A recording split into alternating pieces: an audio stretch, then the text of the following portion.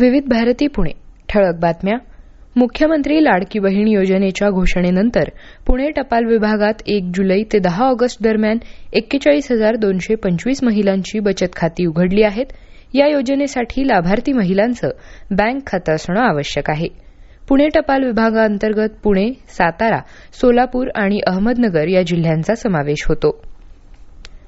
पुण्यात विजेची वाढती मागणी पूर्ण करणाऱ्या वितरण यंत्रणेचं जागेच्या उपलब्धतेसह नियोजन करावं, तसंच ग्राहक सेवेतील तत्परता वाढवण्यासाठी विभाग किंवा उपविभाग कार्यालयांचं विभाजन आवश्यक असल्यास तसा प्रस्ताव पाठवावा, अशा सूचना महावितरणचे अध्यक्ष आणि व्यवस्थापकीय संचालक लोकेश चंद्र यांनी दिल्या.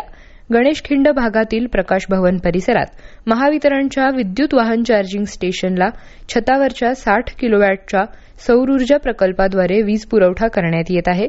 या राज्यातल्या पहिल्या हरित ऊर्जेवरील चार्जिंग स्टेशन आणि सौर प्रकल्पाची पाहणी करताना चंद्र यांनी या सूचना दिल्या.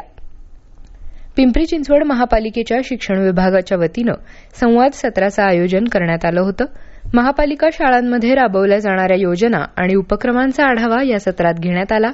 विद्यार्थ्यांमध्ये भाषाज्ञान, संख्याज्ञान आणि आकडेमोड कौशल्य विकसित करण्यासाठी शिक्षण विभागानं तयार केलेल्या विविध संकल्पनात्मक पुस्तिकेचं प्रकाशन आयुक्त शेखर सिंह यांच्या हस्ते करण्यात आलं. बिग क्रिकेट लीग या 20 षटकांच्या सामन्यांच्या मालिकेच्या प्रसारणामध्ये आता प्रसार भारतीचाही सहभाग असणार आहे. डीडी स्पोर्ट्स या वाहिनीवरून सामन्यांचं प्रसारण होईल, तसंच प्रसार भारतीच्या सर्व वाहिन्यांवरून या सामन्यांची माहिती दिली जाईल.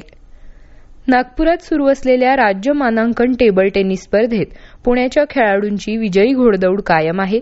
13 वर्षांखालील मुलींच्या गटात नीरजा देशमुखनं उपउपांत्यपूर्व फेरीत, 15 वर्षांखालील मुलींच्या गटात तनया अभ्यंकर, सई कुलकर्णी, नैशा रेवस्कर, दिया शिंदे, धारिया शहा आणि वेदांगी जुमाडे यांनी तिसऱ्या फेरीत प्रवेश केला.